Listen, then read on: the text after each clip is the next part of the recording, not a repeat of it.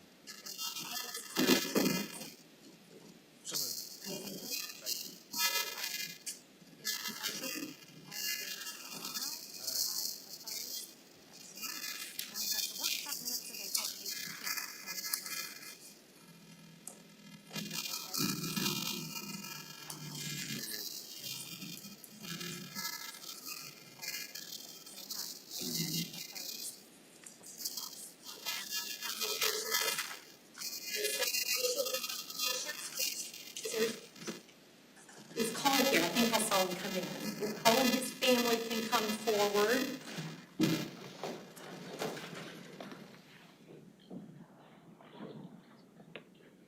Cole goes to, where do you go to school? Bluffton Middle School, and you are a 6th grader. Welcome, all 6th graders. Is your teacher here, or principal, and you from the school? I'm not sure. We thought we saw him last time. Well, you'll still be taught.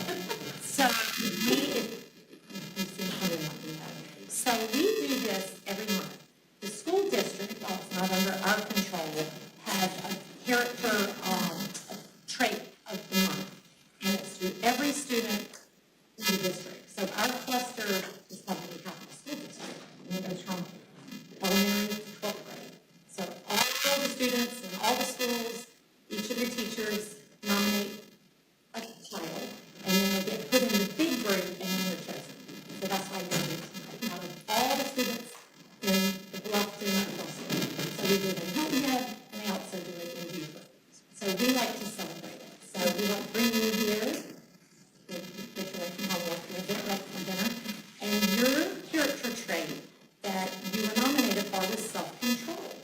So we have a really nice certificate we want to give you, and we have a really cool coin from the Bluffton Police Department. And your teacher usually will talk about, okay, why you got it, but do you know why you received that recognition of self-control? You have a lot of self-control. You've been an assistant. You practice every day, don't you? Well, we're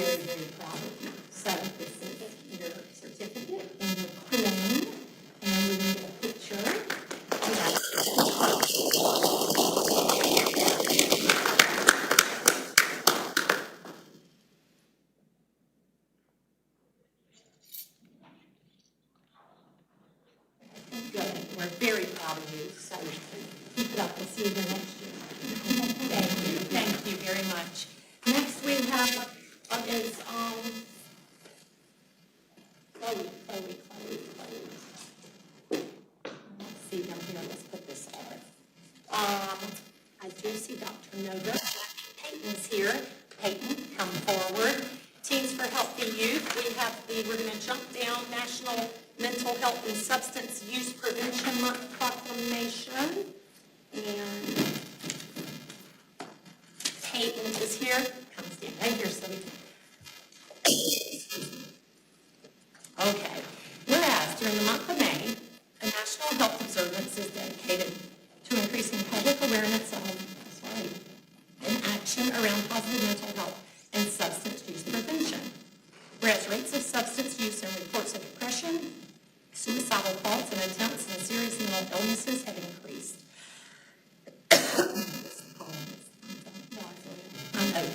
Individuals who suffered with social isolation, fear, anxiety, loss, and uncertainty during COVID-19 are suffering from or may be at risk for mental and or substance use disorders.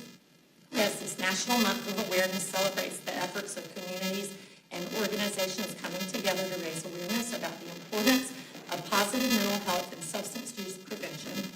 And whereas the Town Council of Bluffton, South Carolina now joins and supports the efforts of the Low Country Alliance for Healthy Youth Coalition in raising awareness about positive mental health and substance use prevention issues, we have the following proclamation. So I, Lisa Salka, Mayor of the Town of Bluffton, along with all of Council, do hereby proclaim the month of May to be Mental Health and Substance Use Awareness Month. You want to say anything? Okay. You want her to speak in... Okay. Hello everyone, my name is Tracy Ward and I am a part of Fiscal's Mental Healthy Youth Program, but I'm also part of the Low Country Alliance for Healthy Youth Program as a whole. I just wanted to say that May is a very important month for not just me, but the whole town of Bluffton. And I appreciate all of your support towards making this month the National Mental Health Awareness Month and National Substance Use Month. This means a lot to everyone in the community, and with your support, we can continue to work for our goals of awareness. Thank you.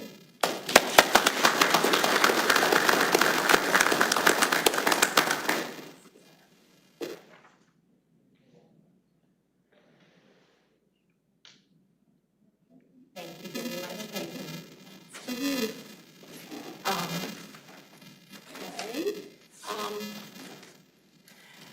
We are waiting on one. Well, I might stop it with Amy and Chloe. We have a proclamation for tuberculosis sclerosis complex awareness day, and this young lady has been coming to us since she was about 5 or 6, and we've just watched her progress and grow and stay healthy. So when she comes in, I think we'll stop if y'all are okay. We also have 2 other proclamations. One is Historic Preservation Month, which is very important because we have a big event planned, so I'll read that. Whereas on October 15, 1966, the National Historic Preservation Act, the most far-reaching preservation legislation ever enacted in the United States, was signed into law by President Lyndon B. Johnson. Whereas the National Trust for Historic Preservation established May as National Preservation Month, first celebrated as National Preservation Week on May 6 to 12, 1973, by Presidential Proclamation. Whereas on June 21, 1996, the Bluffton Historic District was listed in the National Register of Historic Places. And on June 19, 2007, the town of Bluffton established a larger local district known as the Old Town Bluffton Historic District that currently recognizes 86 contributing resources, and within the district, the Church of the Cross and the Campbell AME Church are both listed on the National Register of Historic Places. Whereas Bluffton is presenting the 8th Annual Historic Preservation Symposium, Preserving the Legacy of Bluffton's Historic African American Churches on May 18th to better involve the community in local historic preservation efforts. Therefore, Lisa Salka, Mayor of the Town of Bluffton, along with Town Council, do hereby proclaim the month of May 2023 as National Preservation Month in the Town of Bluffton and call upon our residents to join others across the United States in recognizing and participating in this special observance. Our symposium is here May 18th at 6 o'clock. And then we'll walk over to the Hayward House. There'll be a complimentary reception, and it's really a packed house. So I hope that y'all can come and just learn about some of our churches and some of our leaders in those churches.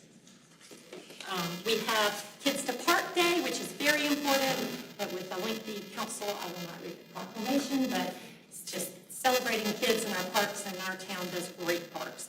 And we have Building Safety Month proclamation, and that is read every year. So we'll hold on to that. We'll keep an eye out for her. And we will move on to public comment.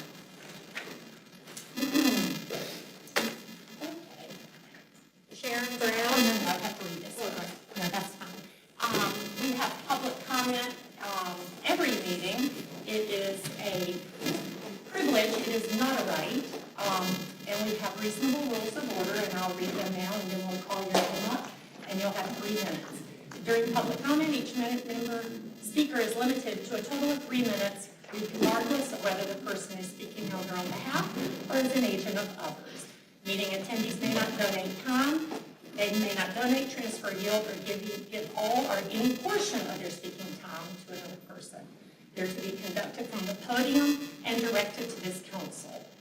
All speakers shall be mindful and respectful of those presenting in or present at the meeting. They shall be expected to be civil in their language and refrain from comment or behavior that involves disorderly speech or action, name-calling, personal attacks, threats, obscene, or indecent remarks. They shall confine their comments to the issues under our jurisdiction of town council. Speakers shall not use the public comment period to promote or advertise awards, businesses, services, goods, or candidates for public office. If you violate these rules, you'll be ruled out of order by the presiding officer, and the person whose comments have been ruled out of order shall immediately cease and desist from further improper comments.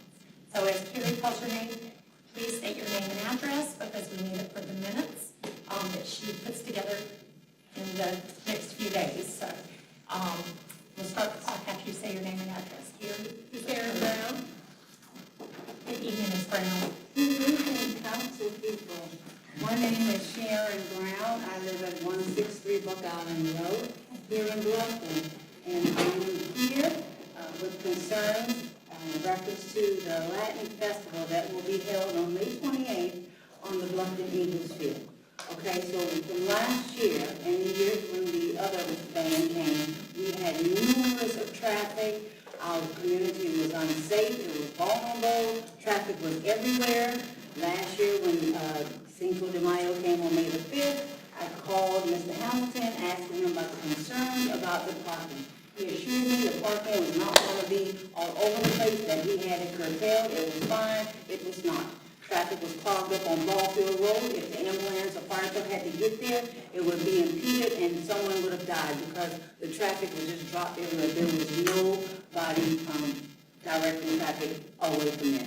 That field is not supposed to be used as an event field such as because of the parking. Maybe if they tear down some of those trees back there and get some more parking spaces, then we would have something that would not put our community in harm's way. We have community members that are frantic right now because of the unsafeness that this is going to bring drunkenness. People all up and down the road. People were pissing behind my yard on my doorway. They'll show me that because of drunkenness. Now this organization, hey, we just want to get along with them. That's not going to happen, so I'm going to keep coming as I do. Because there is no way that this organization puts these people in harm's way and myself without any remorse. No saying I'm sorry or talk to the community. How can we make this work together? Because I have no problem with it coming in the community. And I have spoken to Lieutenant Farrelly. He has something in place. I spoke with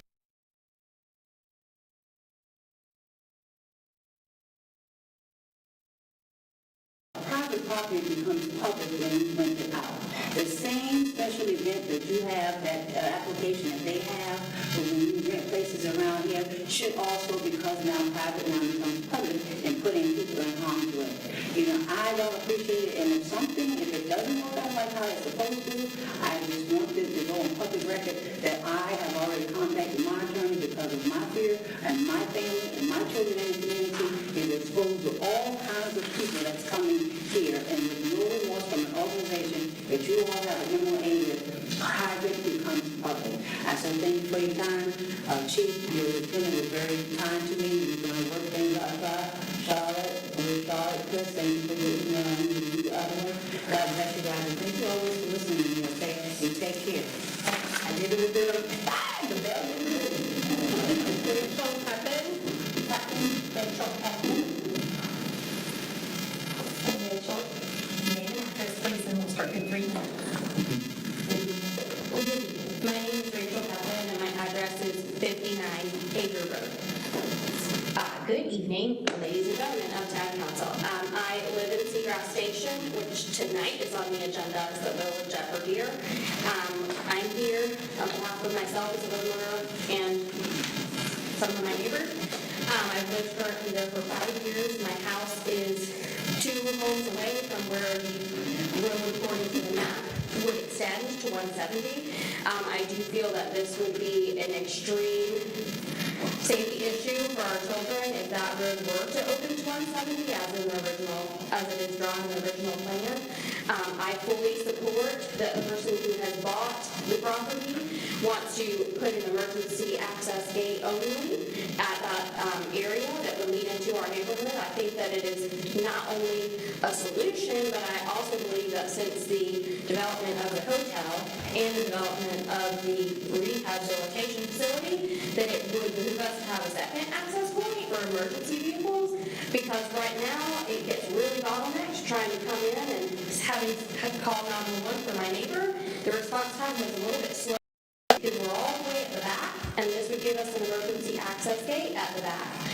So I appreciate your consideration of the changing of the master plan, and thank you for your time. Thank you. Skip Hoagland. Giving a speech from Miss Greeley. My name is Skip Hoagland, Midville Harbor. You are in violation of FOIA. We need a council transparency behavior using your police force to remove a citizen in severe violation of a citizen's First Amendment rights. Just to read a 3-minute comment, but also the 3-minute comments of someone else with or without a legal PLA document. This type of behavior will end. You have also violated Sheriff Cannon's law of rule, Ms. Sullivan, who warned you not to use police force against any citizen who is in his legal right to speak under the First Amendment. And if you did, you would have your butt sued off. And Ms. Sullivan, the latest case just ruled against Skip by local magistrate Judge Clifford Bush was ruled against the rule of law and cannot be legally enforced against Skip or anybody else. This judge should be ashamed of himself, and this case will not stand. This judge, of all people, should understand civil rights. In fact, all lawsuits against Skip and Skip against you were ruled in your favor and all against the rule of law. This is corruption.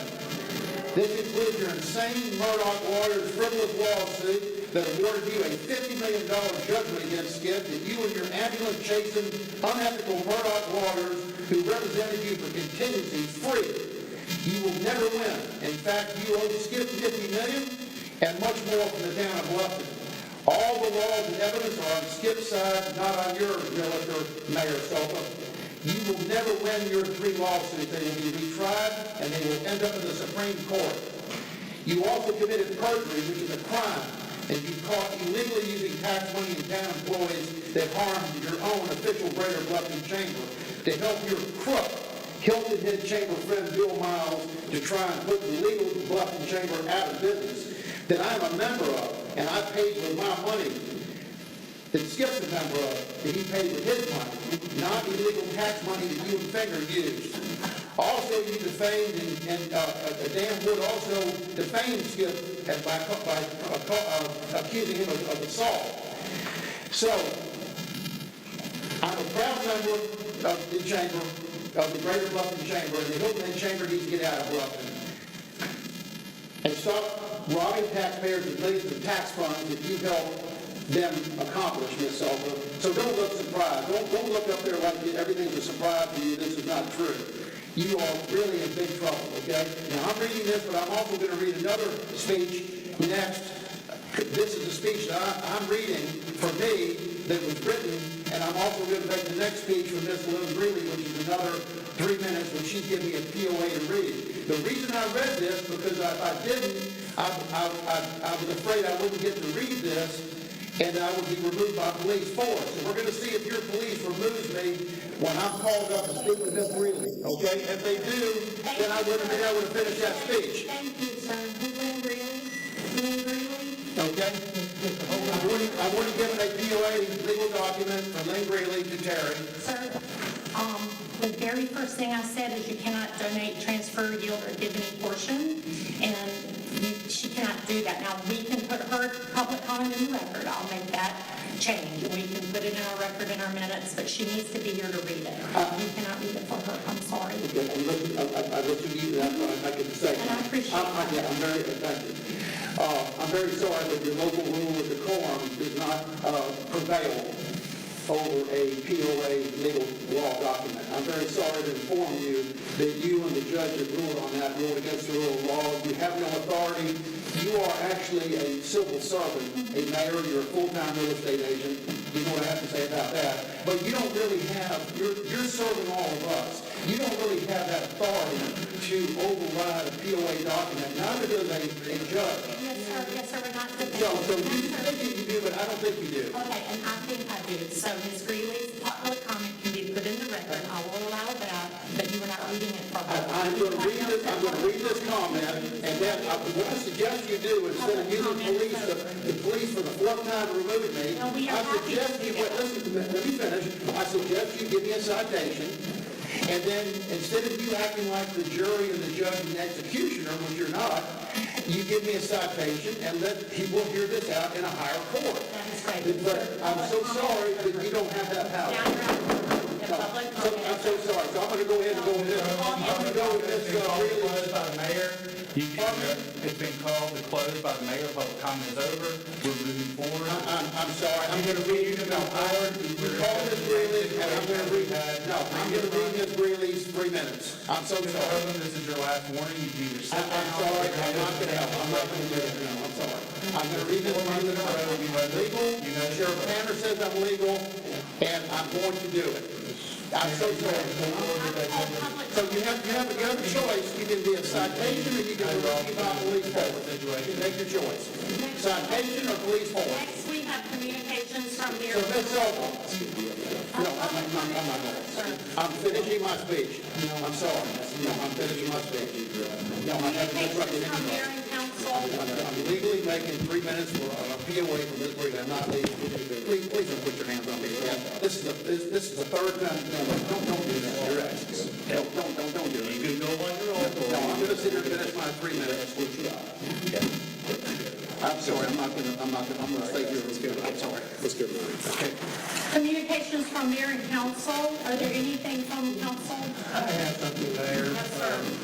Just wanted to say that the Jasper Volunteers in Medicine's gala is Thursday evening, Thursday 6 o'clock, and it's a good nonprofit to support.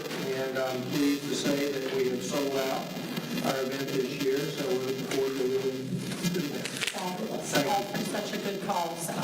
Anything, you want anything to say? Just like to say, once again, I'm sorry that you folks had to witness what we just had to witness. We're doing all we can, and we think we're doing the right thing. So maybe someday kids can come back, and my wife would come back in here and watch our meetings, and not have to be worried about that type of behavior. So bear with us, and we'll get better.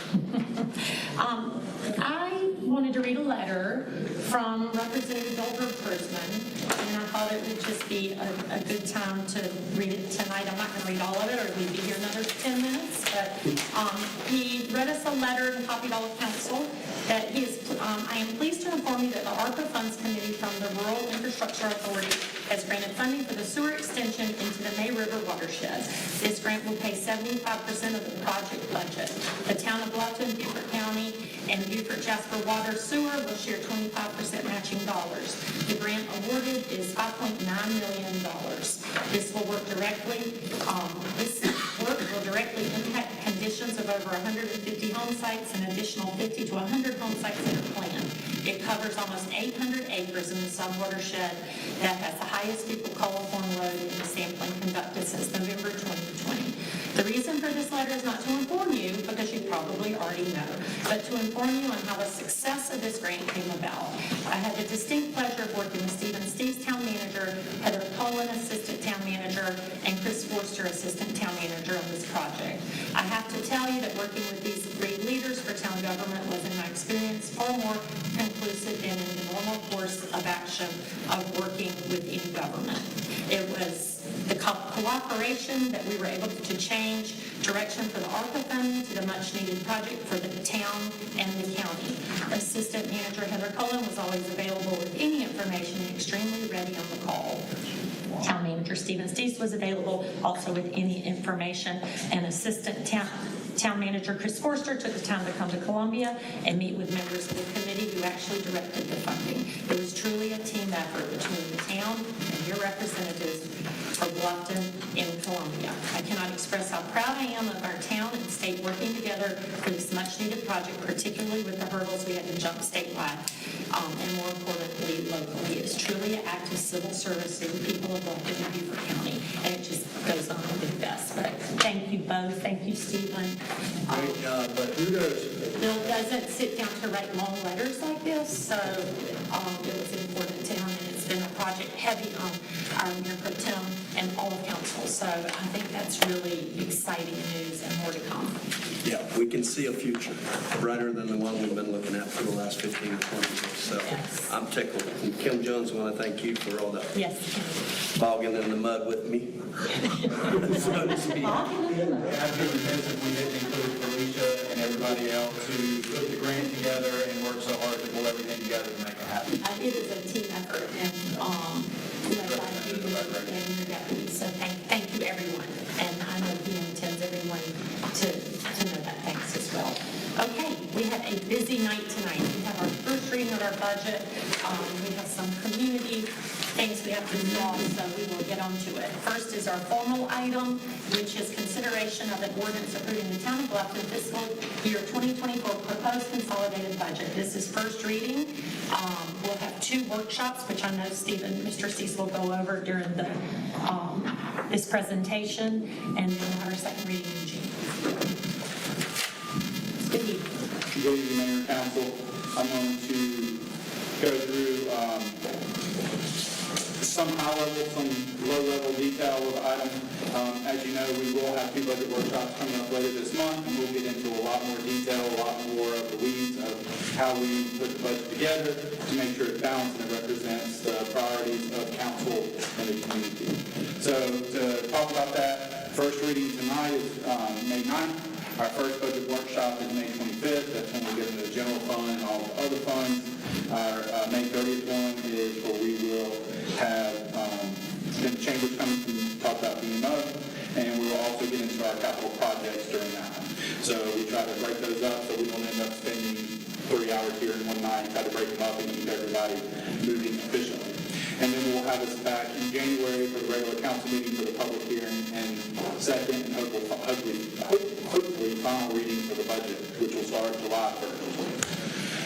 So as we go into the proposed budget, just a few things that we take into consideration is the economic factors for the town, the budget goals that we have, and then I'm going to also go through our overview and then the review and approval process.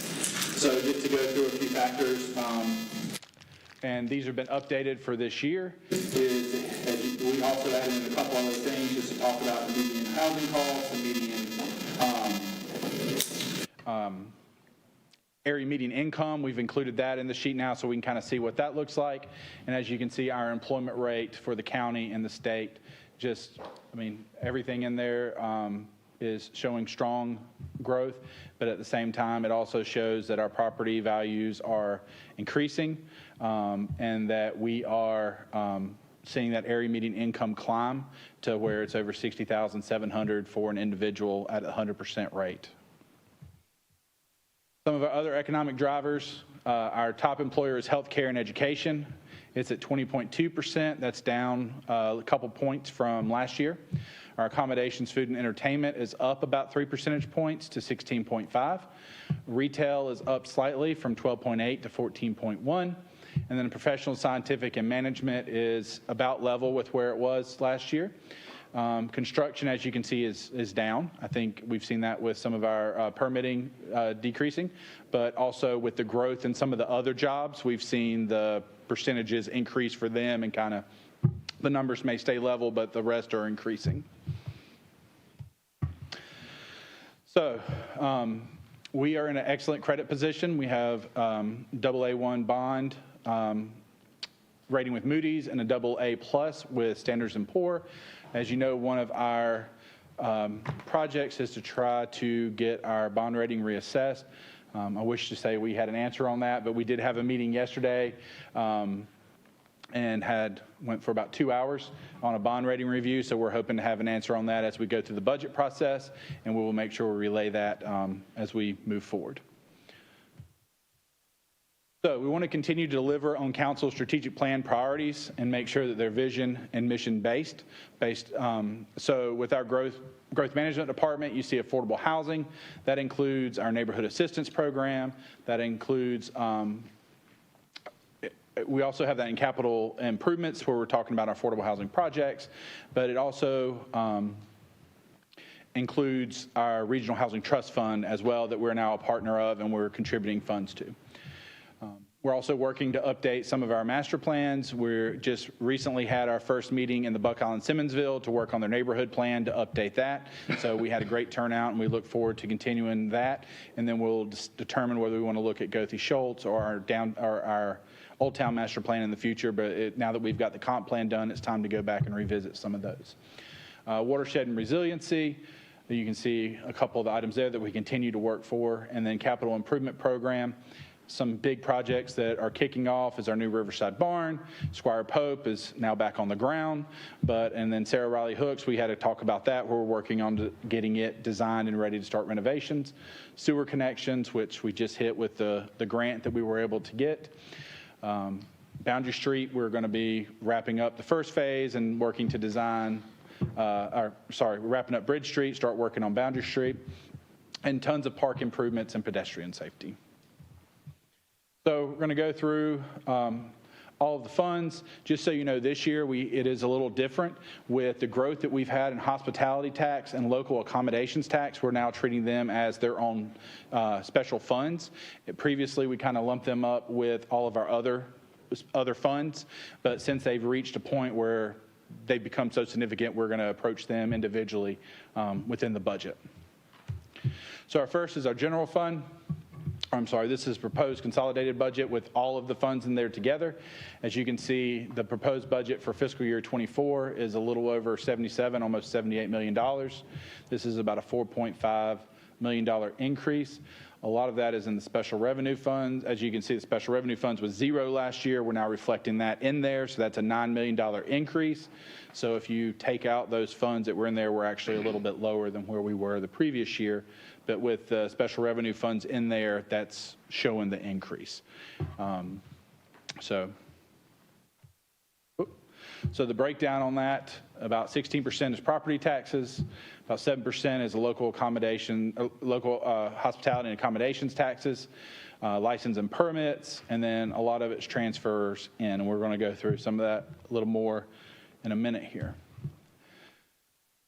So this kind of shows that numerically where those dollars shows the percentages from the other broken down with the property taxes, license and permits.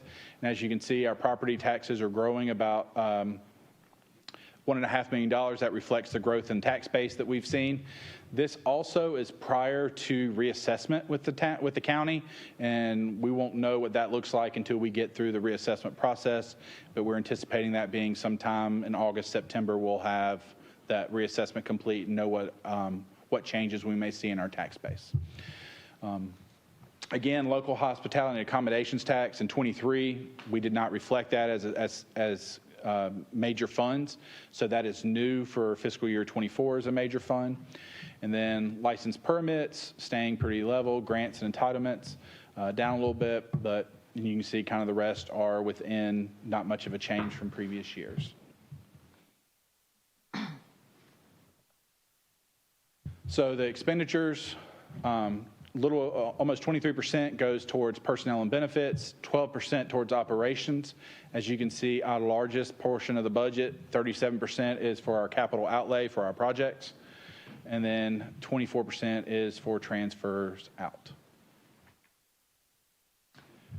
So this kind of gives a little bit of that broken down into numbers. So you can kind of see personnel and benefits. I just point out that's increased by about $1.5 million going into from fiscal year 23 to 24. That reflects the class and comp study. That reflects our increasing our minimum starting pay up. It also reflects our merit increases and cost increases to insurance, retirement, and those things that continue to increase annually. Stephen, I have a question on this line. Yes, ma'am. Are we taking questions? How Sure. are you? Okay, I'm good. If y'all want to interrupt during it, just let me know and we'll. I noticed there's a decrease here with land acquisition, and knowing the trend that we were on in terms of, we've done a really good job of acquiring it in the Old Town space, and I know there was a desire to look at properties that become available outside of the original Old Town district. So knowing that, is there a particular reason why we're decreasing it and not keeping it the same or allowing an increase? Yeah, so that's reflective of net. We accumulated a bunch of revenue for land acquisition. We purchased added 500 annually. So we're not reducing how much we're allocating there. It's just reflective of The purchase. Because we did the budget amendment in our mid-year budget amendment for the 1.2 to move it from the municipal improvement district into our land acquisition to cover the cost for that.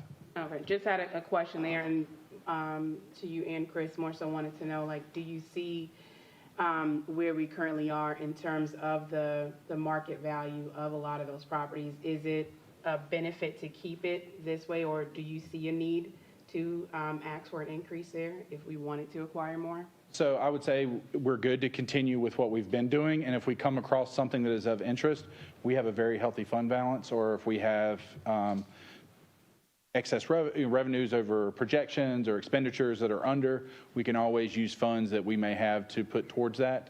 But to continue to push our capital projects forward and still recognize land acquisition as important, it's a balancing act. So we're still continuing forward with the $500,000 increase to land acquisition, but we're also keeping our CIP projects funded. If something comes along, we can work with council to make sure we can find that, whether it's through fund balance or whatever, to acquire. I'll add that as part of the first budget amendment of the year.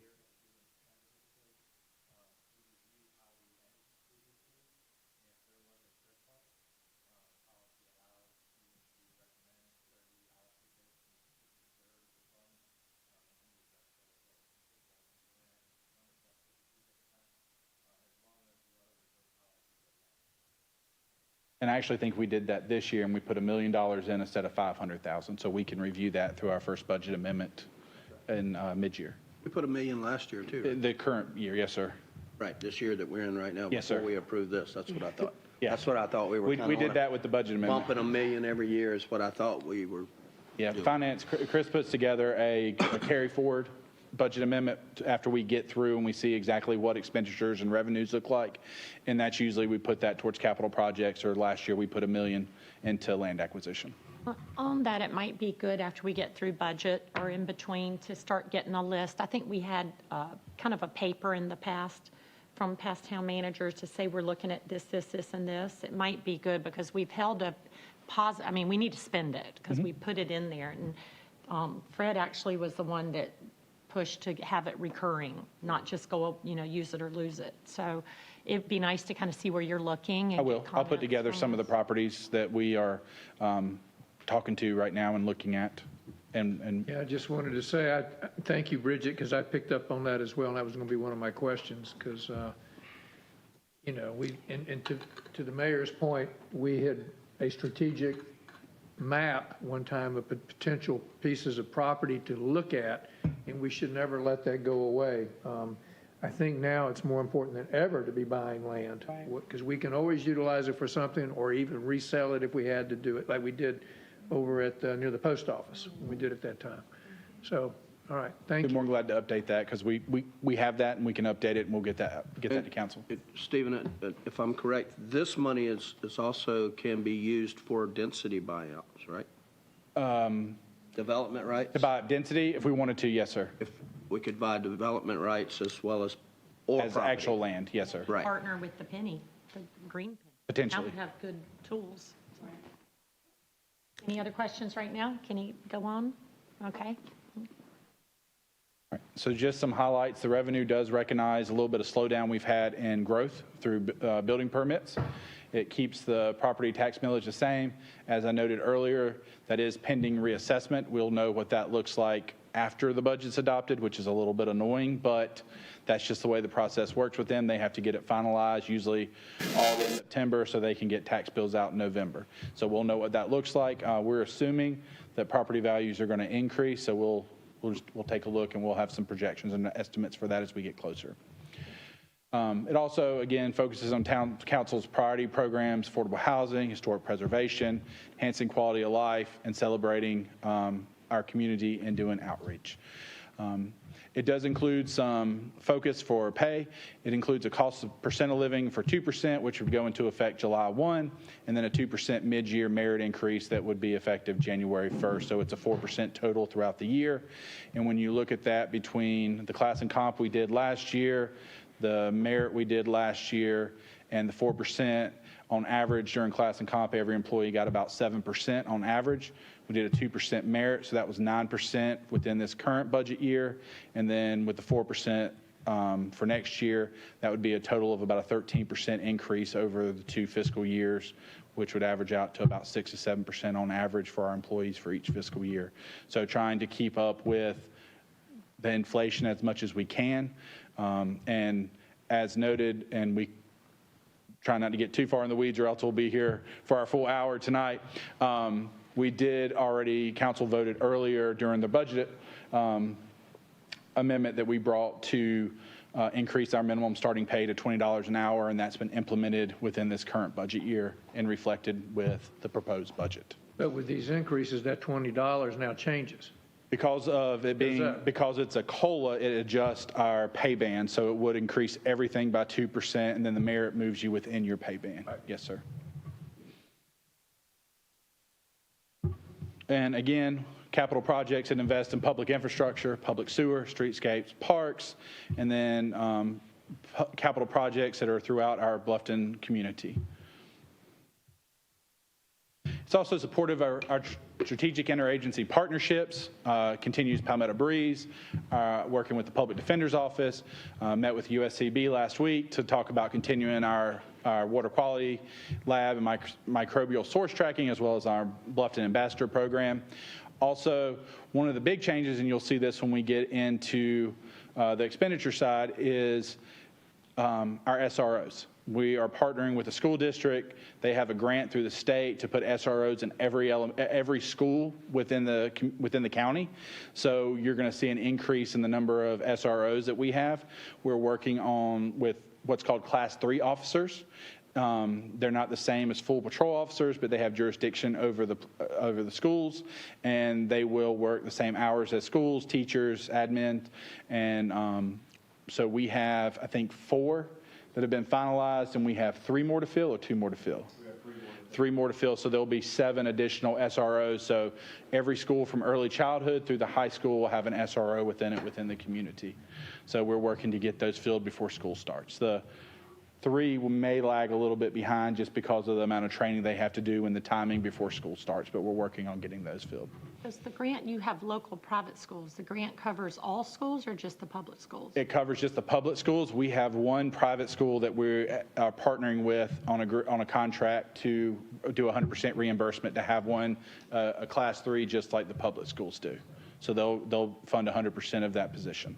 So the number that you're actually trying to hire to place into the school systems, if somebody's out, what do you do? In other words, you're always going to have a scheduling issue.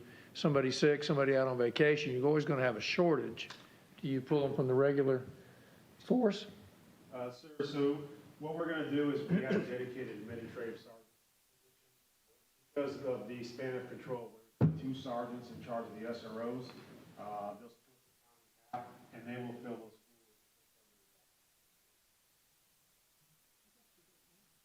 Yes.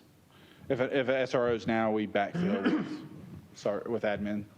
And the goal would be is, again, to, as the police fill their positions, that will not be hopefully as big of an issue moving forward, but we've got to get there.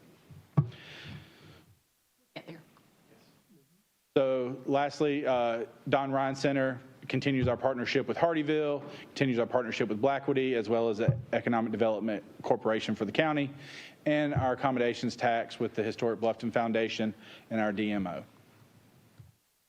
So we'll get into the general fund and talk a little bit about the growth of our tax base. So our estimated value of a mill in fiscal year 23 was about $295,000.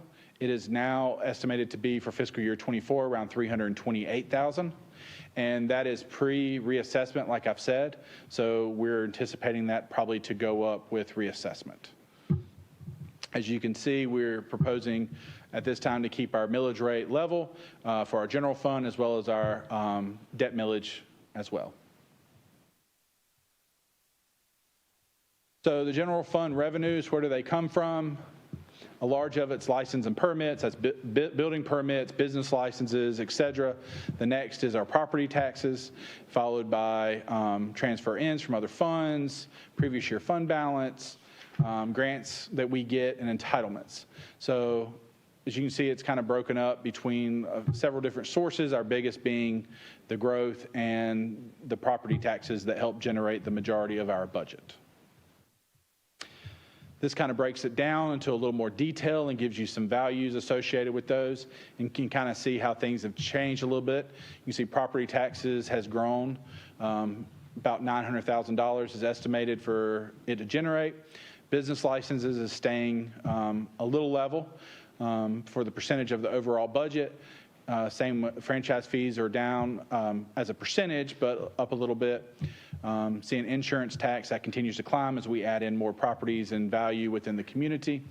As you can see, our building permits, we're still showing that down based on what we've seen and the trend over the last 12 months. So that's down about a little over $400,000. Then grants and entitlements as well. And then you can kind of go through down a little bit. Don't want to get bogged down in a lot of what we're going to go through more detail, but just wanted to hit some of the highlights as we go through. So where do those go? About 58% goes into salaries and benefits for operations of the town. The other, about 29%, goes into operations. And then you can see transfer out to CIP is a little over, just short of 9%. And then we have capital outlay and principal and interest. Give you how those kind of break down number-wise. And as we talked about earlier, you can see our salary and benefits with what we have proposed for merit and COLA, as well as the increases we made previously. We're looking at about $1.5 million increase over fiscal year 23. Shows the true investment that council has discussed during our workshops and has pushed to make sure that we're addressing our need for our employees and getting our pay competitive and making sure that we're keeping our employees at where we need to be able to keep them and also where they need to be to live as the value of our community continues to go up. You can see our capital outlay going up as well as our principal and interest, and that picks up our new bond that we issued last year and the payment that's associated with that. Talked a little bit about this, but I mentioned the 2% COLA and 2% mid-year, so 4% total throughout the year. Keeps our PTO buyout that we're able to offer our employees for 25 hours.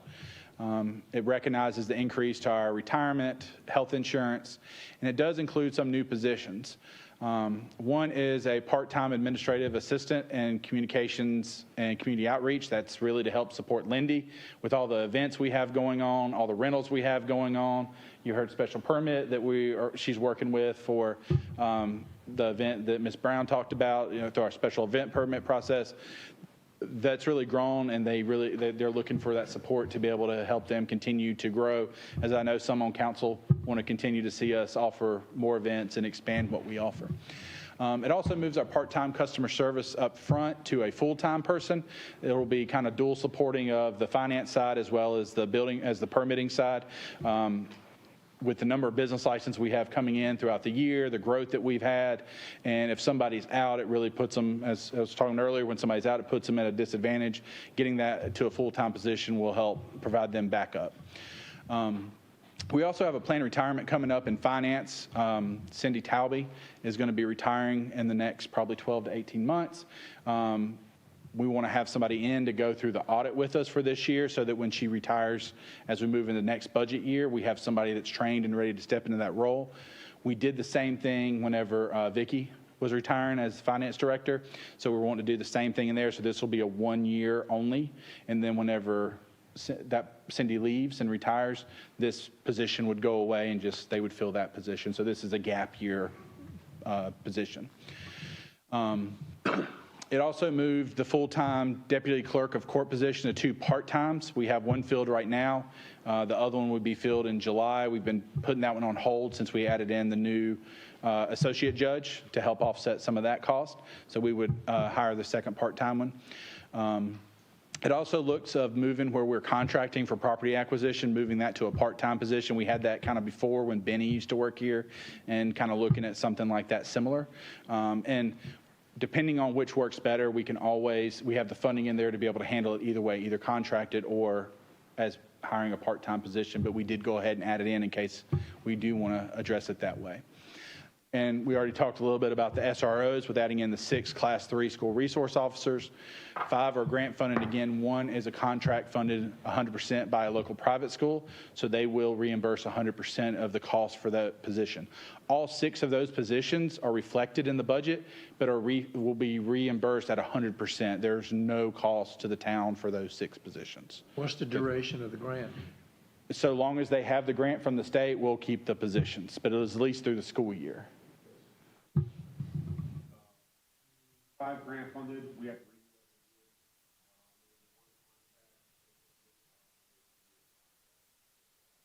And that helps them outlay some of the costs for the equipment and the vehicle and the stuff like that to help spread it out over 3 years for them. Quick question on that. Yes, sir. Just out of curiosity, I watched the interview when y'all were talking about it on television with the sheriff and Beaufort. Those SROs, are they going to be required to work like after-school events, football games and, because there's always stuff? Or, I heard it mentioned that the hours basically would be the same as the teachers, before school lets in and then a little while after. So. Yes, they'll be able to work they will be resource officer. And they can do that because their jurisdiction is actually limited to that school as a Class 3. And during the summer months when there isn't any school, they're just off? Yes. Okay. And these are for the elementary schools, like our SROs now are officers. Yes. They're filling in the requirement of the elementary. These are going in ones we don't have. So we have, these would hit both the early childhood. It would hit Bluffton Elementary, MC Riley Elementary, Pritchardville. There's So not any middle schools or higher up? They already have We're looking them. to backfill one position in the middle school, officer from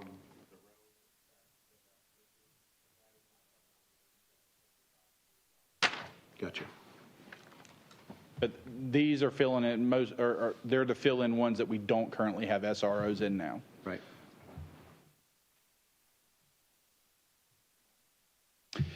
So as we continue, Always a goal, supports professional development and certification for our staff. We want to continue to see them grow, move into new positions. We're working on, this year we did an employee development plan to identify what people want to grow into and how we can help them get there. So again, we always want to make sure the professional development stays in there. Continues our garbage contract for weekly pickup and bi-weekly recycling. Supports our programs we put in place for recruitment, retention, and mental health. And we already talked about the PD Class 3 officers. Also supports our historic preservation programs, our Don Ryan Center, and kind of talked about some of those as well. And then it includes funding. We talked about some of these as well for our neighborhood plans. Continues our vehicle lease that we're using for the police to replace their vehicles and have them on a rotating cycle. It also supports our affordable housing initiatives and increases, has a recommended increase for the neighborhood assistance program to the same funding level that we had it after the amendment for this year. So special revenue funds, these are hospitality and local accommodations tax. As I said, these are new in the presentation for this year based on their growth. So the local hospitality tax is collected by the town for use in tourism-related expenditures and related capital improvement projects. It's equal to 2% of gross sales on prepared meals and beverages. So for fiscal year 24, it is proposed to be around $3.8 million. And then you can see for the expenditure side of it, the vast majority of it goes to capital improvement projects.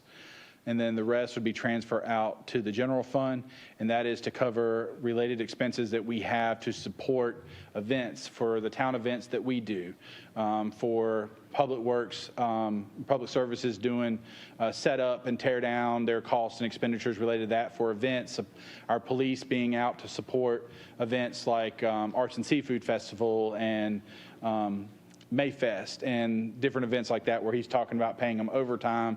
That helps offset some of our costs that we have to support tourism-related events throughout the town. Stephen, going back 2 slides, I had a question with the neighborhood assistance program, and I see it's budgeted for the $100,000, and I know that was an increase. That program is beyond phenomenal. I know town recently got an award for it, and I love everything that the town has done for that and all the staff that worked so hard, Heather with her department, to keep that going.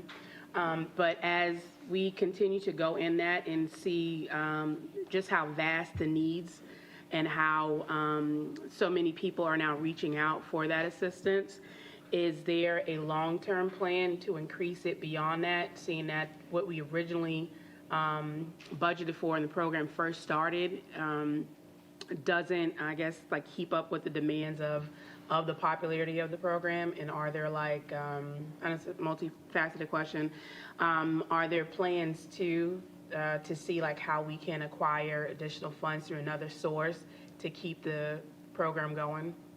So it's kind of a unique problem that we have this year. I think this is the first year we've actually ran out of funds, and I will say that's a testament to Vicki and what she's done to help grow that program and get the word out and see the need that's out there and meet it.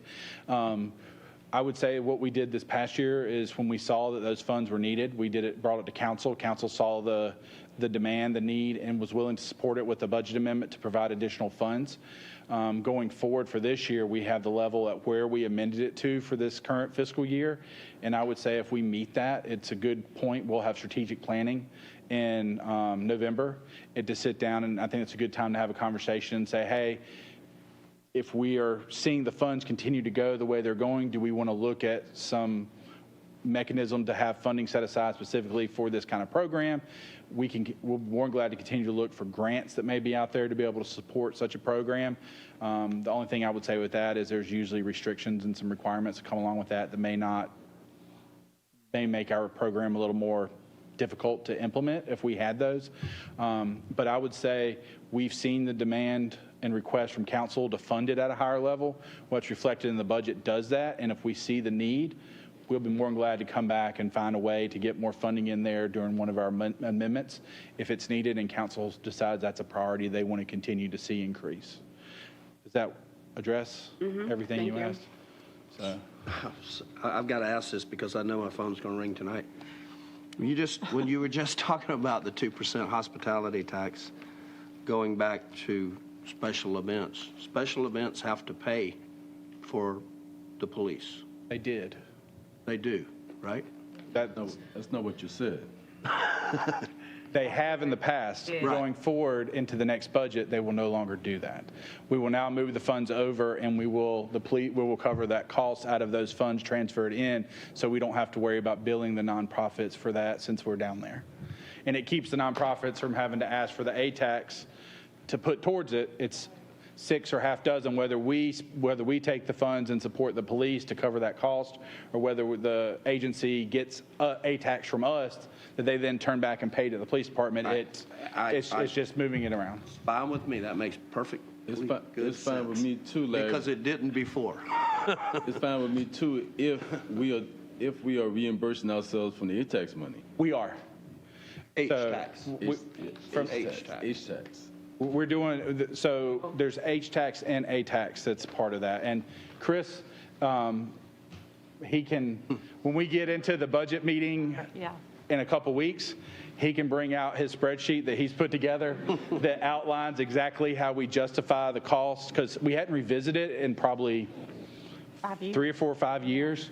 So going back and looking at it, the number of expenditures that we have for the police, for public services, for our events, now that we've taken them on, has gone up significantly. So when Chris went through and looked at that and said, what is being supported by our police that supports these kind of events, that's where that calculation came from, and that's where the transfer is calculated from, determined, and is supported based on going through and saying, I'm satisfied. I'll talk to Chris. Yeah. And we'll get more detail. When you get into the he's your spreadsheet guy. He's got it all calculated out to the percentage point. So, and and we'll get into accommodations tax next, and they both are supporting both of those. So is that only when this new budget's approved? For example, we have Mayfest coming up. It's not that way today, right? No, okay. It will be part of that, and that's one of those things. It was one of the things we talked about. First time I met with Mary O'Neill, she was asking about it, and I said, "Look, doesn't make sense. I agree. Let's figure it out." So we're working to get there. And that was the phone call I was going to get. Anything else on that? Can he move on? So continuing to move on. If you have any questions, please, you can always interrupt me. Hospitality tax, as you can see, where most of it goes to support our CIP. We're building parks with it. We're building infrastructure with it. That's where 72% of it goes. The rest of it is now going to the general fund to support what we've talked about earlier.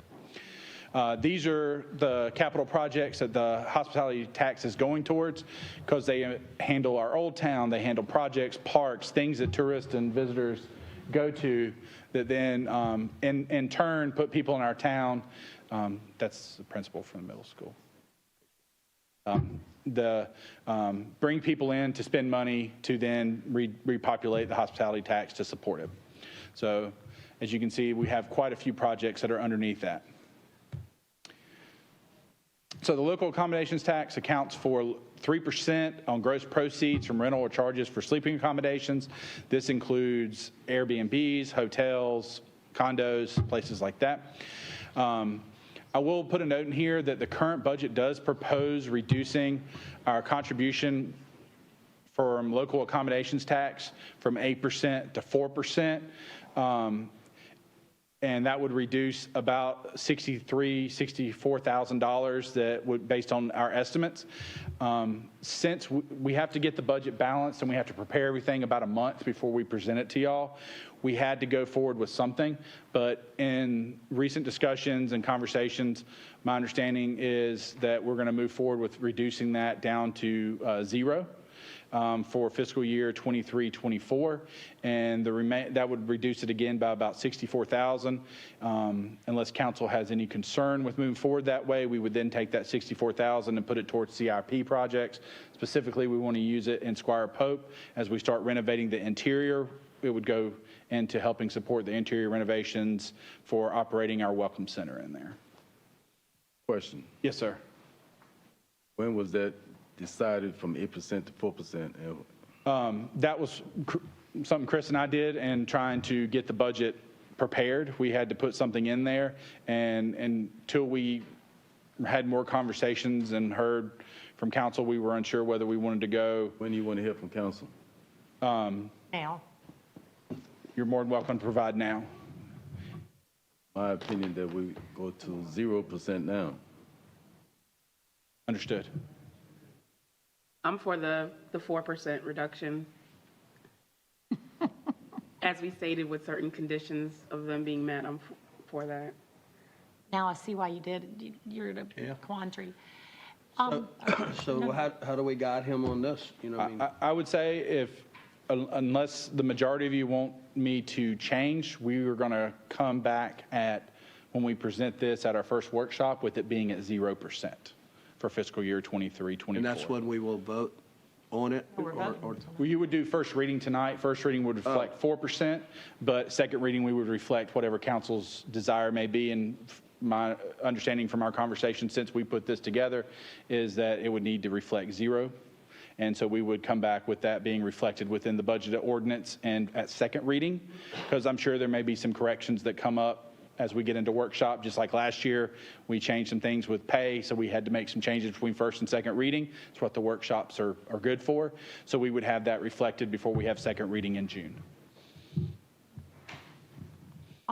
Well, I'll just make a comment. I can understand the kind of rationing off of it, but I think when we were meeting and we were discussing it, we're the only municipality that does this. And I was actually watching, Hilton Head's budget was on WSAV tonight before I came in, and just talking about all the good things they're doing with their extra money. And I think we've got a lot of needs.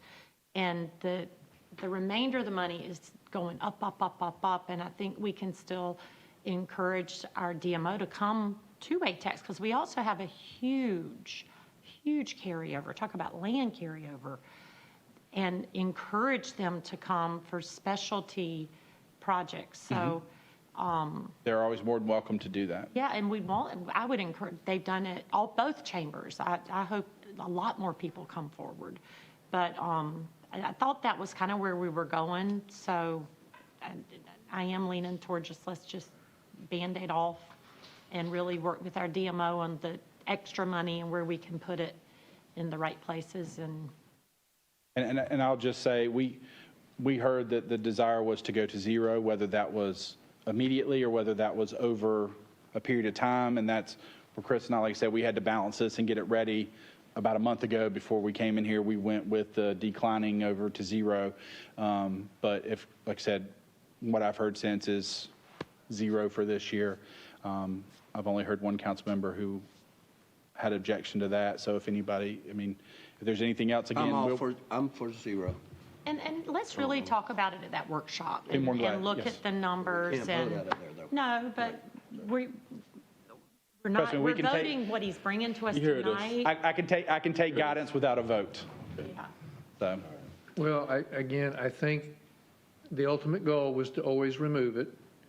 The other part of it is the fact that, as you just stated, the door is open for ATAX dollars. Encourage, Always. I would say, yeah. Richard, change your mind tomorrow. I won't. My resolve is still the same, but majority rules. that provides us exactly what we need. We And are who we are, you know? We don't all have to Stephen, when you're agree. asking for first reading tonight, you want that to be reflected down to 0? Or we'll take first reading as is. Okay. We'll make the change between first reading and second reading, and we'll make sure we have what that change is going to look like when we do our workshop, our first workshop, and we'll let you know where that additional funds is going to go. Like I said, Chris and I, we've had conversations. We need funds to go towards Squire Pope for the interior renovations. To me, that is an ideal location to put these funds. Is we take it from DMO to put it into our Welcome Center. And that's not a material change from first to second? Okay. I think that's actually less than what the change was last year when we upped our minimum That's pay. true, we did do that. So again, reason why we're bringing this, you see these revenues, they now have topped almost $1.6 million. So they've reached a point where they're a major fund, which is why we're looking at them individually, and we wanted to bring those to you. As you can see, again, the vast majority, almost 86%, gets transferred out to the capital improvement fund to build projects. This is where we're using funds for Squire Pope and other Sarah, we'll go through some of those in a minute. But as you can see, that transfer to the general fund, that's what we talked about earlier with calculating what needs to be transferred to support the events and programs that take place and what our cost is to do so. And that just reflects that in a pie chart. And then these are where the capital projects that are being supported by the local ATAX funds, the streetscapes, pathway improvements, Squire Pope Carriage House, the Sarah Riley Hooks Cottage, Oyster Factory Park, and New Riverside Village Park. So we're going to Stormwater Fund, and we should go a lot quicker here, I promise, as we get into this in debt. So as you know, the overall purpose of the Stormwater Fund is to sustain water quality of the May River and surrounding watersheds. This is our current administrative fee is $5. Our impervious area unit is $85, and our gross area unit is $25. For total for single-family units, $115. As you can see, we're a little higher than Beaufort County, but we're short of Beaufort and the town of Hilton Head. We are proposing that this stay level for the current fiscal year. So that generates, the utility fee generates about 65% of the overall revenue. The license and permits, that's the permits, stormwater permits, the inspections, fees, and that generates about 16%. And then as we've had carry forward from previous years, that makes up the transfer in for the prior year fund balance. So what that looks like number-wise is it's a little bit increase from previous year for utility fee. It goes up by about $37,000 from the growth in the new properties we've had built. License and permit we're seeing that increase because of the amount of inspections we're having to do, as well as the stormwater permit cost increasing for a lot of commercial and other, since a single family doesn't necessarily have a large stormwater permit, but commercial does, and we're seeing those are higher cost. So overall, it's a slight increase to the previous year budget. And where does that go? About 50% of it, about 47% of it goes to support operations and our salaries and benefits for our employees. About a third of it goes to support capital projects. A little over 9% goes to support debt service that we have for the bond that was issued to do our projects. And then part of it transfers out to the general fund, and that helps to offset costs for people who oversee, like, you know, our HR department has to do HR for them as well. I supervise them. Finance oversees, you know, their operations, so they offset a portion of costs for different departments different positions throughout the town. This is how that looks like when projected into the numbers.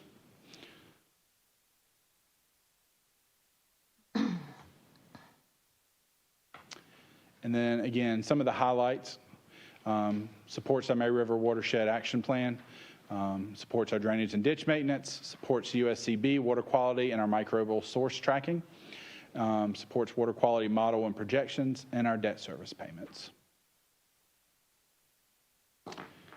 So, Capital Improvement Fund. This is where we get everything done.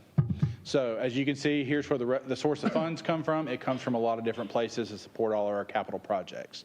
You have hospitality tax, TIF, our TIF transfer in, our TIF bond, our CIP fund balance, general fund transfer in, our stormwater utility bond, and as you see, local accommodations tax. We went through some of the projects they're supporting when we went through their funds.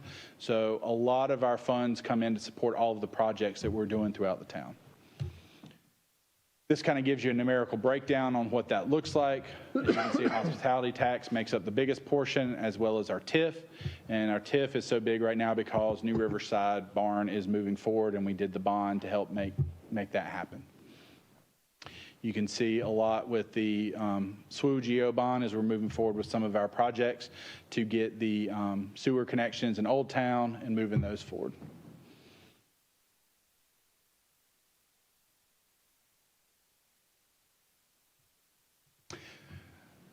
So this shows you what kind of projects we're supporting. Our largest is parks, followed by stormwater and sewer.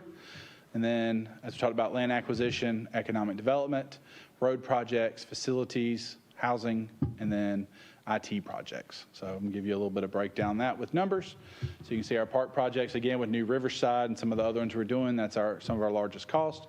Stormwater and sewer projects, we have on the agenda tonight for Phase 5 for Buck Island, as well as Old Town sewer projects. So a lot of those costs are going up, and we've seen that reflected in the percentage going to those projects. And we'll go through CIP in detail at our second workshop. Kim will be more than glad to answer any questions that you have when we get there and where we are. And as you've seen over the last 5 to 6 months, we've awarded a lot of projects. We have a lot in progress. And as you heard tonight, we have a lot more moving forward. So this kind of just gives you a breakdown on what's in the capital improvement project for what's moving forward. So as you see, there's sewer projects there that we talked about. We have roads with streetscapes, pedestrian improvements, lighting, Ghost Road acquisition, Boundary Street, and others. One of the new ones that is in there is to work on revamping, reviewing, and maybe expanding our town wayfinding signage system as we move forward. And then you can see our facilities, which is mostly Squire Pope and Sarah Riley Hooks College. The town hall improvements in there, that's hoping that we're going to have a generator in before the end of the fiscal year, but if not, it may have to carry forward, depending on when we can get that in. And our land acquisition, our affordable housing, economic development, our parks, and then our IT systems. For a total active or beginning construction around $28 million. And these are our two new proposed. I mentioned the wayfinding system. As part of our new Riverside Village agreement for land swap, we're required to pay a portion of some of the road improvements for that intersection, and as well as look at building a park in there. We're having some conversations about what that may look like going forward, and trying to figure out what that may look like and how we may work through all those details, but we'll come back with some more information on that. But we needed to add that in since it has to be done by our agreement by the end of '24. So this gives you a breakdown of where our projects are throughout town. See, they're scattered throughout town, and then the ones in the Old Town. We broke that into 2 different maps so you can actually see what they look like this year. So last but not least is our debt service fund. This accounts for the accumulation of resources that we make for interest and principal on our long-term debt obligations, and the primary source of this is our property taxes.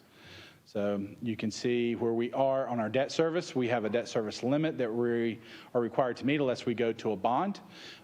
Based on our increase to our assessed value, that 8% increase went from a little short of $24 million to a little over $26 million this year. With the debt we've paid off, our debt margin actually increased by about $3 million, or as a percentage of debt limit, it went down. We are leveraged only at 28.6% of our eligible debt that we could take on in our general fund. So as you can see, we've been very good stewards of not leveraging ourselves to the point where we are getting anywhere close to our 8%, while we're able to accomplish a lot of the projects that we need for the community. So what makes that up? We have 2 GO bonds, one for stormwater and one that I think went for facilities. So that outlines, for the law enforcement center. So as you can see, in 23, we had about $7 million outstanding between our 2 GO bonds. And fiscal year 24 will pay off about another $300,000, or excuse me, $400,000 of that outstanding debt. The other ones are our TIF bonds. The first one was done for projects in 2006.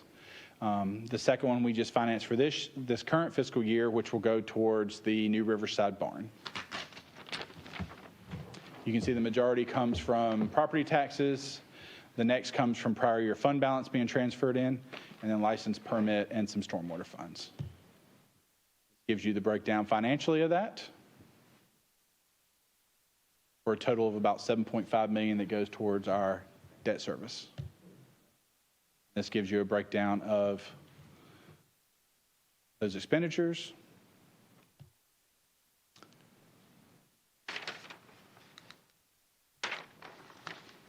And it tells you where our fund balance sits as of fiscal year 23 estimate.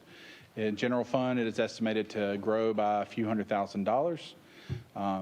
hospitality tax, you can see where it stands, local accommodations.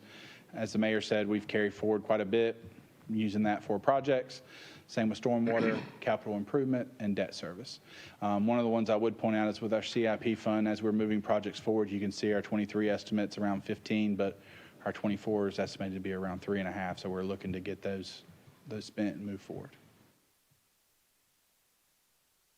There's our consolidated budget to kind of wrap us up on general fund, special revenue fund, CIP, debt service, and stormwater.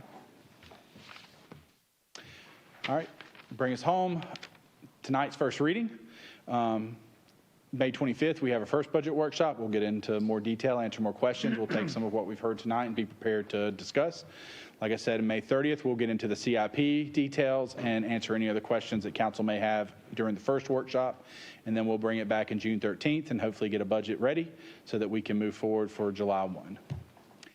So if there's not any other questions, the recommendation for council would be asked for y'all to move to approve for first reading. I got it. First, any questions of council? I'll just say, any questions of council on this side? Good presentation, Stephen. Our town attorney. I have made sure I was listening very carefully, and I just spoke with Chris. There's nothing in this budget that is currently earmarked for any expenditures at the Oyster Factory building. And Chris confirmed to me that it was not. Right. So there's no need for Mr. Toomer at this point in time to consider any type of recusal on this first reading. That's correct. Thank you. Okay. You're fine with that? Yeah. Okay. Did you have a question? No. Okay. Same one Terry had. Oh, okay. All right. Yes. Sounded better coming Yes, from you. there's nothing in there for any of the buildings. If there are no other questions, this is first reading. Is there a motion to approve the FY 2024 proposed consolidated budget on first reading? So moved. Is there a second? Second. Any discussion? I know everyone had a role in everyone, so thank you all, I would be remiss if I did not thank finance, Chris, Natalie, everyone. Shannon, everybody that's been involved. How many Shannons do you? Yeah, All your staff. that have been involved. The directors have been great for us to put this together. Okay. Any other discussion? All in favor, state by saying aye. Aye. Opposed? That's unanimous. Thank So you. we'll, please come back. The workshops will be here, and they'll be on our May 25th, May 30th, and then our next council meeting is June 13th.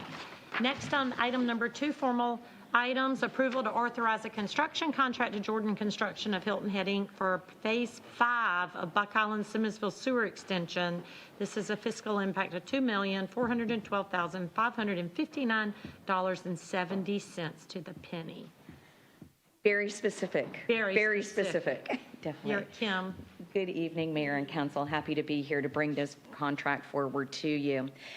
This is in support with Community Development Block Grant funding from the Department of Commerce to finalize the last bit of Buck Island Phase 5 sewer extension for approximately 3,800 linear feet of sewer main and abandoning 33 septic tanks. This has been a challenging project where the original contractor was removed for failure to perform by Beaufort Jasper Water Sewer Authority. We bid it. We got no responses. Department of Commerce would not accept that and made us rebid the project, so we've had a number of delays. However, we have before us right now a contract from Jordan Construction of Hilton Head, which is within budget and is currently under review and approval, anticipated within the next 2 weeks from the Department of Commerce for the aforesaid mentioned amount of dollars. So our request is, once we get the official review and approval from the Department of Commerce, is for y'all to authorize the town manager to go ahead and execute this contract with Jordan Construction, along with a 20% contingency. I know we've discussed on other prior projects why the contingency varies. This is one, especially because we're getting into a cure project, looking at somebody else's prior work, that we might be getting into some unforeseens that somebody else has to fix. So that's why it's a higher level. Next steps, again, as I said, waiting on Department of Commerce. We'll go ahead and execute, get the title, get the schedule moving forward and discuss procurement and begin moving this forward. It's been a long time waiting for the community to finally have this final portion. Any questions for Kim? Kim, I have a weird question, but when we have no bids like that, would that give any concern to the Department of Commerce because we didn't have but one bid? So when we got only one bid back the first time, the Department of Commerce did not take that as a competitive bid and made us put it back out again for another 30 days and said, if there are contractors out there who have no intention of bidding. So that means we've advertised it correctly, and there are just contractors out there who do not want to touch this work. Please ask them to submit a no bid response. And so that's why we got the two official, hey, we know it's there, we don't want it. Yeah, that's customary. All right, thank you for asking that question for clarification. Thank you. If the state wants to do something, Any you other- always send in a no bid. Any other questions? Okay. Thank you for that. Nothing further. Is there a motion following notification of Department of Commerce contract approval to approve the authorizing the town manager to enter into an agreement with Jordan Construction of Hilton Head Inc. for Phase 5 of the Buck Island Simmonsville Sewer Extension Project for $2,412,000, $412,559.70, and a 20% contingency. I make that motion. Good. Is there a second? Second. Any discussion? All in favor, state by saying aye. Aye. Opposed? That's unanimous. Natalie, if I have to read this whole thing in a motion, I'm going to give the gavel to I hope I get the Larry. record for the number of words, 79 words. Let me go. And it still didn't get released. I just reduced. I'm going to start scratching through. Item number 3, if y'all are confused after I read it. It is a second reading, consideration of an ordinance amending Chapter 6, which is Business and Business Regulations, to add Division 1, Local Business License, and Division 2, Business License for Insurers, Brokers, and Telecommunication Providers to Article 2. To participate in one or more local revenue service programs, to execute and deliver one or more participant program supplements, and others matters relating thereto. She went over in detail last month. Were there any requests to change? There were no changes for second So reading. if y'all are curious, we have a YouTube, y'all can watch her talk about it. It's riveting. Any other questions? This is second and final reading. Were there any other questions from council on this? Okay.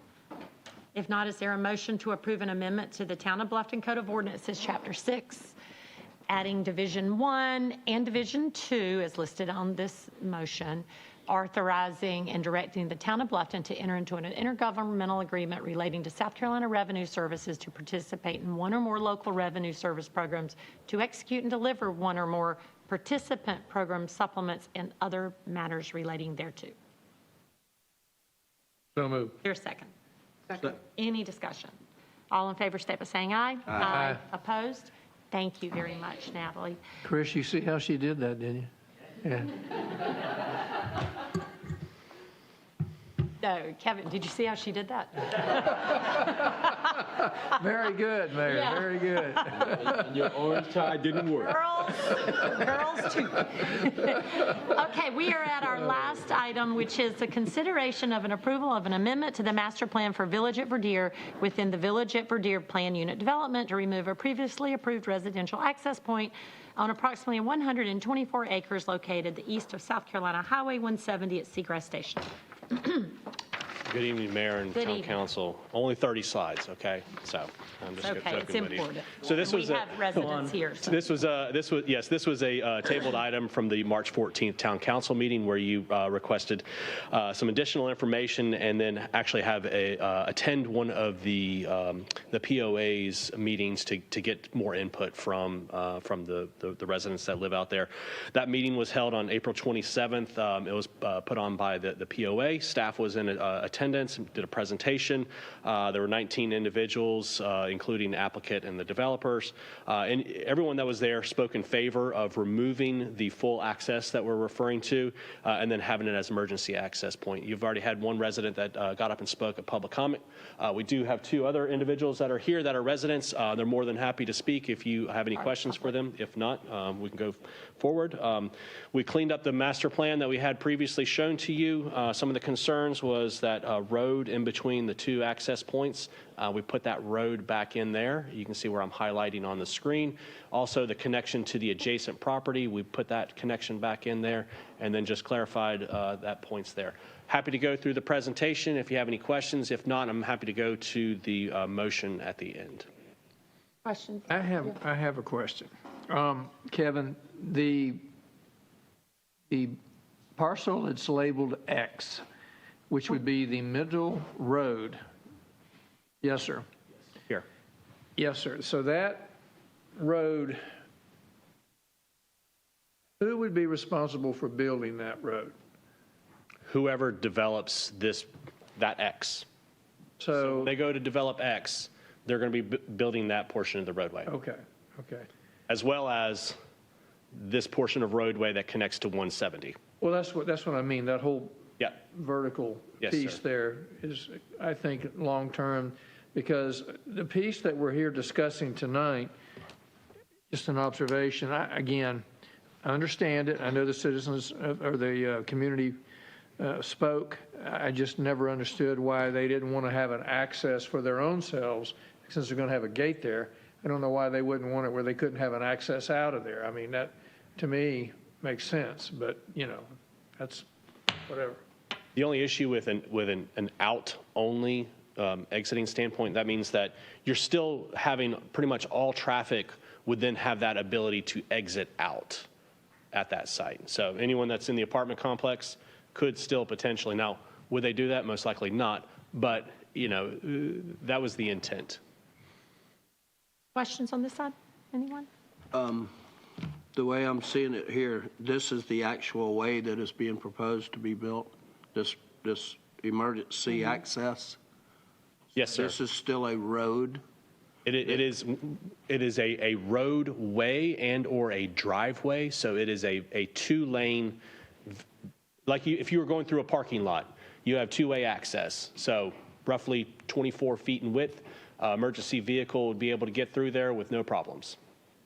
So if it's gated and the emergency vehicle needs to get through there, what are they going to do, get out and open the gate? No, sir. It's electronic, and they all have the override. So basically, the only change we're talking about is the actual, it being gated and not open to Correct. everyone. Yes, sir. But the road is to be built as a road? Yes. Now, again, it's if you were in a driveway going into Target or Publix or something like that, it's a two-way access road. It's a paved road? Yeah. Yes, sir.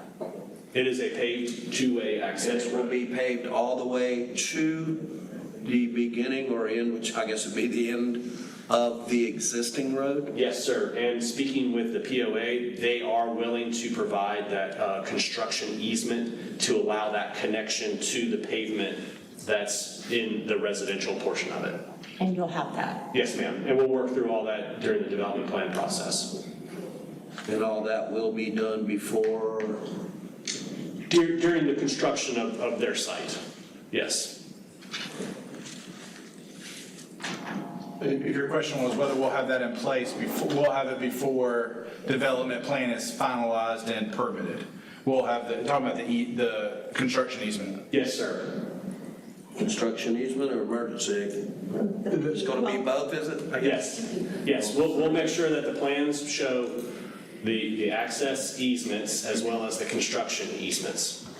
So that would be a right in and a right out? Off of 170, yes, sir. So at a later date, if these property owners, after these other parcels are developed, and you've got an extra 100 people or 200, whatever the number may be, trying to get out on 170, and they say, well, we need that extra, we can't get to school in time or whatever, if it's a backlog. I just trying to understand that, because if there's one thing I hear at my position every week is roads. We need more roads. We need more access points. I hear it. That's what the public tells me, and that's what they complain about, the way we do things. We got too many houses and not enough way for people to get out and Well, there is a in current- turn to go to school. There is a current access point here. The issue was that the residents of that particular community don't want to have that public access point that allows so much through traffic to come in and out of there. Right, And but the other, can you put that back up there? Yes, sir. So that's the green line in between 8 and XY? That's, You know, is that, yeah. what is that? Is that Thank you. see what I mean? Right there where the gray ends, the green line to the left, Common area. is that a lane or is that a? The green? Yeah. No, the green doesn't represent really anything in this. The road, it's just the roadway. I have a copy of their development plan if you'd like to take a look at it. Maybe that'll help to. Yeah, well, if something's going to be built there. Let's go through questions on this slide. Okay. Yeah, And but I'll hold off for a minute. Go ahead. So I'm going to follow up with him, and it was a question I had. Down the road, it's an emergency access. It's going to be paved. It looks like it's the same width that Hager Road is. It's the way it looks like on here. So Yes, it's the ma'am. same internal road that's going out. And the residents, they don't get the red light. It doesn't look like it's coming anytime soon. And they want it to no longer be an emergency access. What's the process of those residents having that gate removed? Or, you know, there was a gate at the beginning of Seagrass long ago where the townhomes were. They also could come to us and ask us to gate that community. Will they then have access to go in and outside that gate? I do not know the legal answer for that. I believe you probably have to come back before you to get permission. I just don't want to put undue burden on residents. You know, I'm very sympathetic to residents. That other road's going to have to be put in there. We would have never allowed this many homes built there. I mean, the traffic study before one person moved in said, y'all got to have 2 ways in or out, and apparently they said 3. So having it paved and giving residents the ability one day to come back, because it is going to be a paved road, but this other road is going to have to be built because there's no red light in the foreseeable future.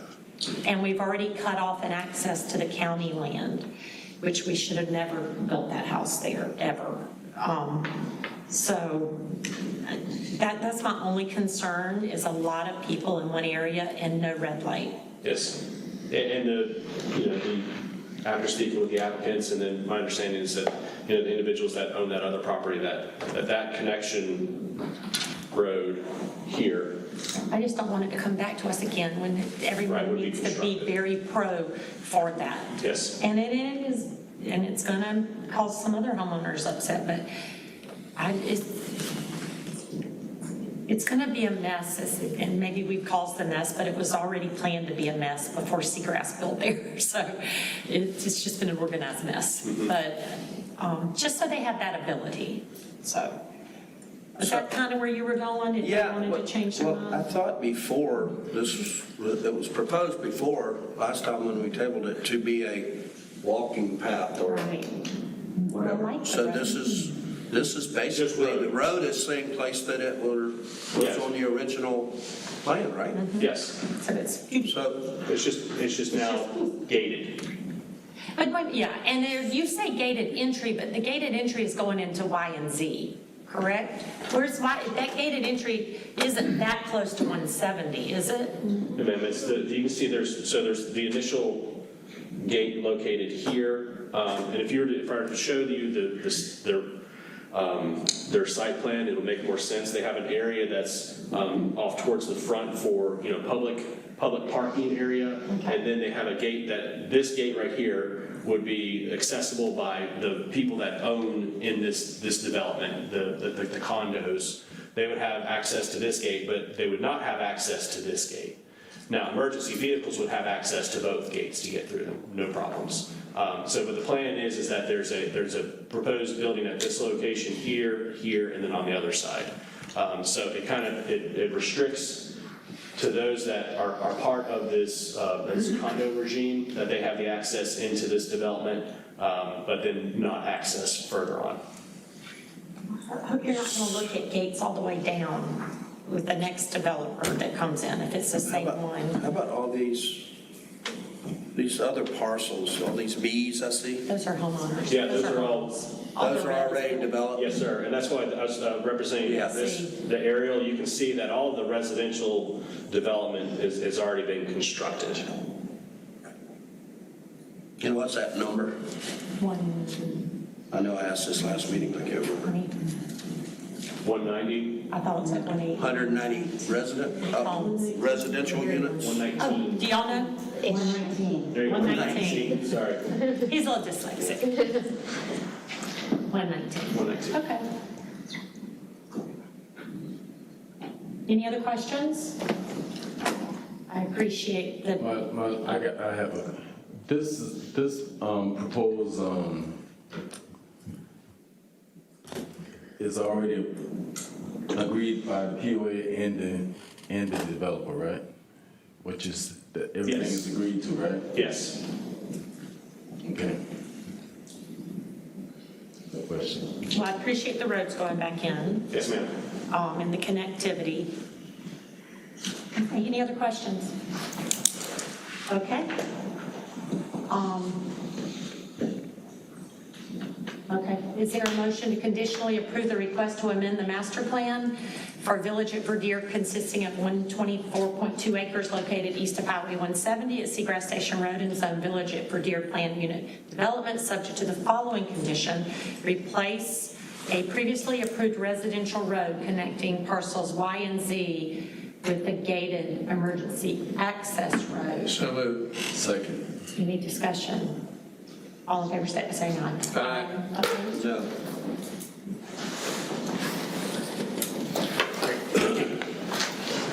Okay, there's a consent agenda with really great information on it. I would urge everyone to open that up on our town website under Agenda Center. Anything that council would like pulled off of it? Okay, is there a motion to approve our consent agenda? Is there a second? Second. Any discussion? All in favor, say aye. Aye. Any opposed? That's unanimous. No executive session, so is there a motion to adjourn? So moved.